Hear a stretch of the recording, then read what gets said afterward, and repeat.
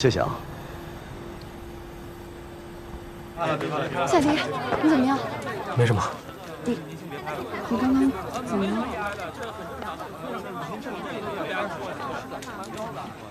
哎，别怕了，别怕了。刚刚动作挺不错的。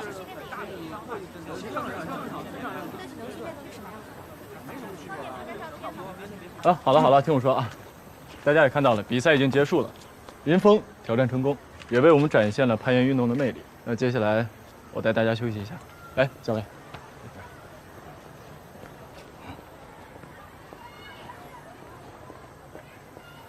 结果出来了，今天的获胜者呢是社员林峰。按照规定，他可以参加登山社之后的野外训练。今天的挑战结束，谢谢大家。等一下，我也想挑战。你挑战谁啊？林峰。5年前我就一直想挑战南渡赛的女子纪录，但是比赛不是一个人的战斗，有个好对手很重要。今天正好是个契机啊！林峰赢了夏迪，说明他有很高的水平。那我挑战林峰，应该是个双赢，对吧？好，冷静啊！好，一言为定。你和夏迪的比赛赢的是野外训练资格，那我们的比赛也应该有个赌注吧？这样，输的人帮赢的人办一件事情，怎么样？听你的。林峰加油！加油！厉害啊！学姐拍真高。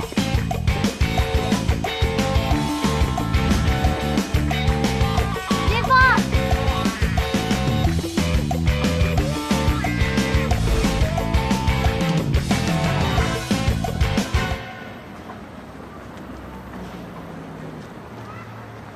夏迪，你是夏迪吗？啊，我是。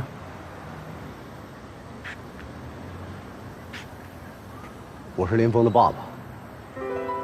哦，叔叔好。我想跟你谈谈。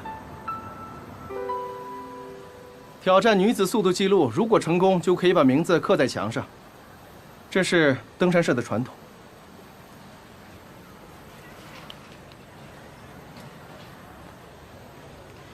让你帮我办的事情还没想好，以后再说吧，行吗？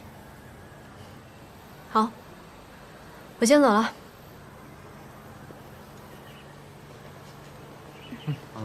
走吧。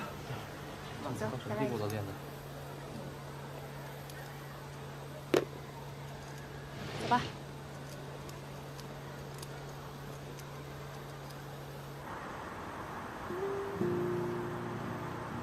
恭喜你。我们去吃火锅吧。嗯。早上你带给我的早餐没有吃，现在有点饿了。走吧。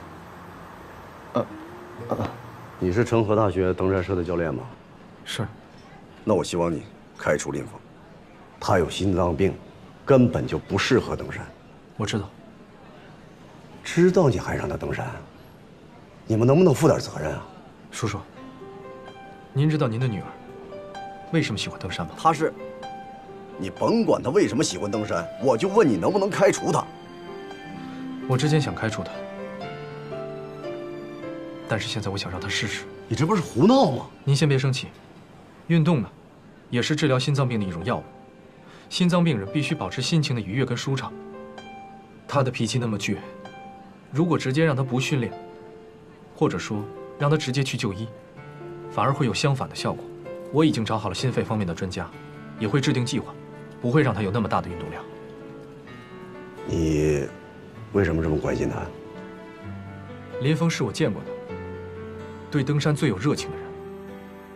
也许登山对他来讲有什么特殊的意义吧。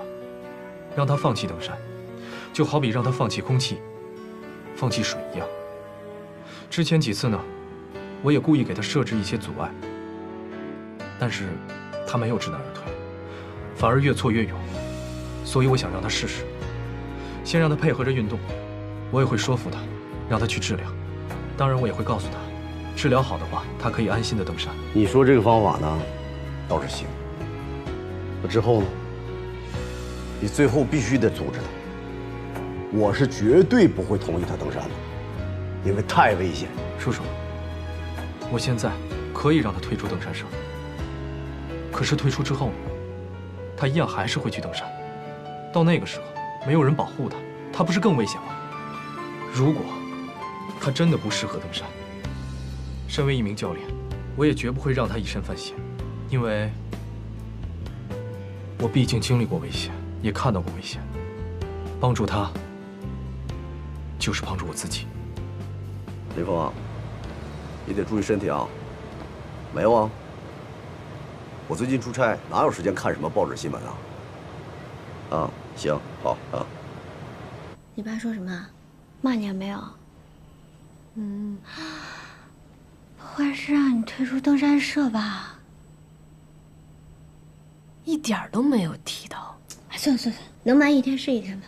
你今天和夏教练的挑战，记者的镜头都这么长，看着，明天估计又是一个大板块。我发现夏教练很奇怪嘛，怎么一点火都没有发？而且还故意让着你，比你慢了那么多，怎么回事啊？同学你好，请问谁是林峰？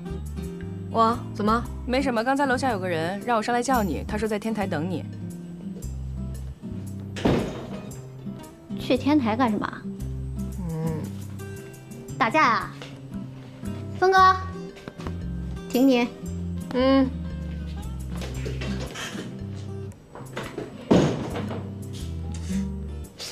不会真打架去吧？哎，峰哥，用不用找张小飞给你撑场面啊？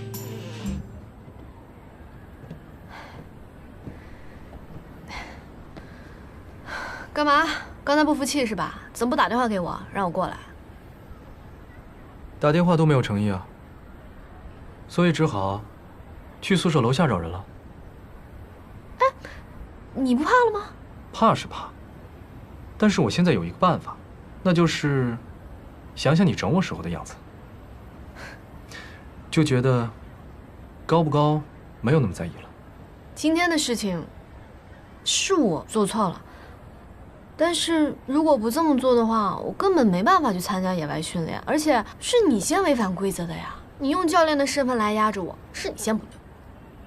我是你的教练，你是我的队员，就这么简单。什么意思啊？你说的呀。你跟我呢，我就是你的教练，你就是我的队员，只有这样的关系。可是你现在又凭什么这样跟我说话呢？教练，你做错事情，别人就不能说了吗？你本来做的就那么随意，然后什么都不标准，那换成别人也都不服啊。那况且把